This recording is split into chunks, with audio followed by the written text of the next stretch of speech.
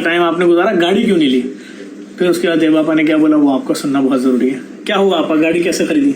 गाड़ी मैंने खरीदी थी 97 में। हाँ। जब बहुत सारी कैश पे बिल्कुल। और मैंने 3.5 लाख की गाड़ी खरीदी थी, खैबर, बिल्कुल नई, 200 किलोमीटर चली हुई। ये सईद मोटर हुआ करता था तारिक रोड पे, जावेद शेख साहब वहाँ काम करते थे, वहां से मैंने गाड़ी खरीदी। जावेद शेख, हाँ जावेद शेख काम करते थे, तो मैंने वहां से गाड़ी, बड़े पैसे जमा किए। मुझे बड़ा शौक था गाड़ी लेनी है, नई गाड़ी बिल्कुल ना। तो मैं, अगर मेरा कोल्ड ड्रिंक भी पीने का दिल चाहता था, मैं नहीं पीती थी, पैसे जमा करती थी कहीं भी। अपने तौर से बड़ी कंजूस हो गई थी, 200 रुपए भी, 500 रुपए भी, 3.5 लाख रुपए जमा किए, गाड़ी नहीं लेनी। और बड़े शौक से गाड़ी ली और लंदन से उसमें लाके स्पीकर लगाए, उसका बड़ा वो बनाया, सब कवर वर चढ़ाए, बिल्कुल तैयार नई गाड़ी। और रात को हम जियो का एक प्रोग्राम था, उससे होके निकले। रेशम मेरी गाड़ी में बैठी तो मुझसे कहने लगी, यार ये गाड़ी आप मुझे दे दो। मैंने कहा दिमाग खराब हो गया, ये तो मैंने ख्वाबों की तरह सोच के गाड़ी ली है। हम सबको ड्रॉप करके, मलीर हमारा उस वक्त घर था, तो हम वहाँ आए हैं। तो जैसे ही हम अपने एरिया में गाड़ी टर्न करके लाए तो एक लाइटें वाइटें जली और गाड़ी जो है आके हमारे घर पे खड़ी हुई। सुबह जो है हमारी गाड़ी जो है वो एयरपोर्ट जा रही थी छोड़ने के लिए किसी को। बस वहाँ निकली है गाड़ी तो कुछ बंदे आए, उन्होंने कार्ड दिखाया, कहने लगे यार ये एड्रेस कहाँ है। मेरा भाई उसको एड्रेस बता रहा है, उनका गले की चेन उतार दो, उसकी यहाँ से गले की चेन छीनी, ये कट गया सारा। और बोला उतर जाओ। पीछे से एक लड़का आया, उसने कमर में टीटी। और इत्तेफाक की बात है, उसी दिन सुबह मैंने जानजेब से कहा था कि जानजेब 50 गाड़ियाँ जो है वो रोज चोरी हो रही है, तुम्हें कोई आके अगर कुछ बोले तो भाई दे देना, लड़ना नहीं। बस वो यही हुआ उसके साथ। उसने वो उतर के खड़ा हो गया और उसके जहन में मेरी यही बात आई कि आपा ने ये कहा था। वो खड़ा हो गया, गाड़ी चली गई। और गाड़ी जाने के बाद जो हमारे साथ मुश्किलात आई वो तो मैं जफर भाई बता ही नहीं सकती। यानी गाड़ी गई फिर उसके बाद नहीं खरीदी? नहीं, उसके बाद खरीदी थी। मेरे साथ ये होता है, मैं गाड़ी को सोना समझती हूँ क्योंकि मैं लेती हूँ नई गाड़ी। अच्छा। अब खुदा ना करे कोई मसला हो, जैसे अभी हम अमेरिका जा रहे थे कोविड से पहले, तो मेरे पास गाड़ी थी। उमर शरीफ मुझे अच्छी खासी रकम दे के अमेरिका ले जा रहा था कि मैंने शो करना है वहाँ पे। और मैं इस खुशी में थी कि चलो वापस आऊंगी फिर नई गाड़ी ले लूंगी। तो मैंने अपनी पुरानी गाड़ी भेज दी कि चलो अमेरिका जाएंगे, पैसे लाएंगे, शो होंगे। जब वहाँ गए तो वहाँ पता चला एक भी शो नहीं हुआ। क्यों नहीं? अब वो कोई शो नहीं हुआ ना, वहाँ तो शो ही नहीं हुआ। अच्छा, हाँ, अमेरिका जो गए थे, हाँ शो नहीं हुआ। 3.5 महीने बैठ के वो जो गाड़ी के पैसे डॉलर बना के ले गई थी वो भी मैंने खा लिए, खर्च हो गए। वहां से आई तो कोविड आ गया 18 तारीख से। तो फिर गाड़ी कहाँ से लेती भैया, ये बताओ तुम। कोविड में तो अच्छे बर्बाद हो गए हम तो, बार बर्बाद होने। हम यूज टू बर्बाद थे ना, हमें ज्यादा असर नहीं हुआ। आप, अगर मैं आपको बताता चलूं, कोविड में आपा ने जिस तरह से काम किया है, यहाँ से राशन लेकर रोजाना तकरीबन कोई 200, 400, 500, 3 गाड़ियाँ लेकर, मतलब 200-400 बोरे लेकर, और मलीर जाना और डोर टू डोर लोगों के घरों पे राशन देना। और मलीर, खोखराबाद, मेमनगोड, इधर आपा की ग्रिप बहुत अच्छी थी और वहाँ की इन्होंने अपनी पूरी टीम तैयार की। इलेक्शन में खड़ी हो सकती हो। हाँ वाकई में सही बोल रहा हूँ, आपको खड़ा होना चाहिए। नहीं, ना आपको ना मुझे, हम लोग सियासत से दूर हैं। अच्छा नहीं आपा, लेकिन आपको तो इतना अच्छा हुआ है। नहीं, कोई फायदा नहीं। लेकिन हैरत की बात है, इतनी बड़ी अदाकारा हैं और इतनी बड़ी शख्सियत है, और रोजाना की बुनियाद पे तमाम चीजें करना, वहाँ जाना। और बल्कि आपको तो मैं एक और बात बताऊं आपा, मलीर के लोगों के लिए हमने एक और फैसिलिटी स्टार्ट कर दी है। बताइए। 1 साल हो गया है मलीर, नहीं 1 साल 6 महीने हुए मलीर वाला।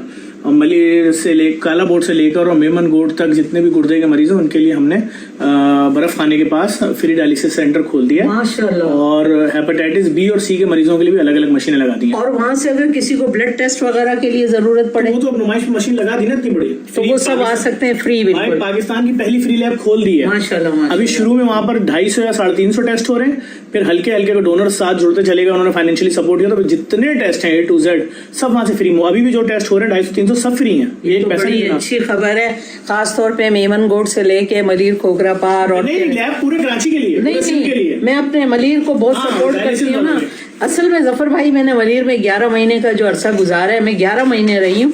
और ये बात अमेरिका में नीलोफर अलीम के घर भी यही बात हो रही थी कि मैंने वहाँ के जिन्नातों तक से दोस्ती कर ली थी। बाकायदा जिन्नात हमें मिलते थे। अच्छा। बाकायदा बारातें मिलती थी और गवाह लोग देखी हैं, और जिन्नात हमें मिलते थे। हमने इतना वो मुश्किल वक्त, क्योंकि हम रात को थिएटर करके जब आते थे तो रात को 2:30-3 बजे होते थे, हमें बाकायदा जिन्नात मिले। हकीकत है कि जिन्नात का वजूद है। आप देखें ना, कुरान में पहले जिन का जिक्र है, फिर उसके बाद इंसान है।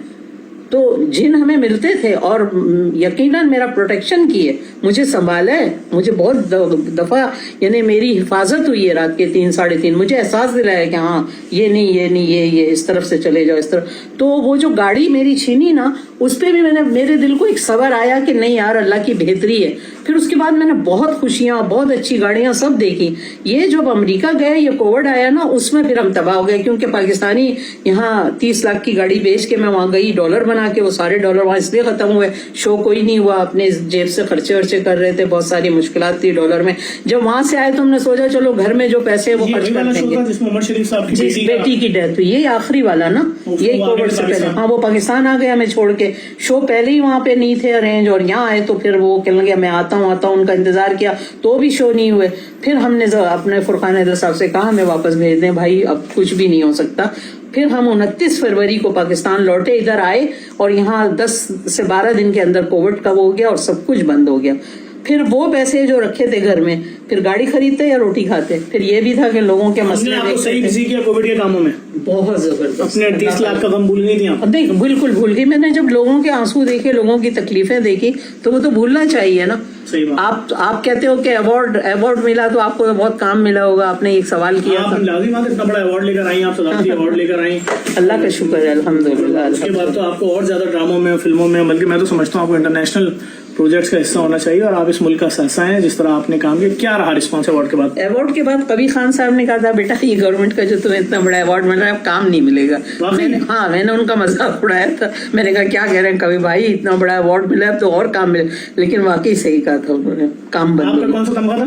تمغہ امتیاز. اس کے بعد کام آپ کو آپ کی انڈسٹری نے دیا ہی صرف تمغہ امتیاز گھر میں رکھا ہوا ہے. نہیں تو کام کیوں, اس کے بعد سائنس کیا ہے؟ مجھے سائنس پتا ہوتی تو میں اس پہ کچھ وائوا کرتی, کوئی پریکٹیکل کرتی. مجھے خود نہیں پتا.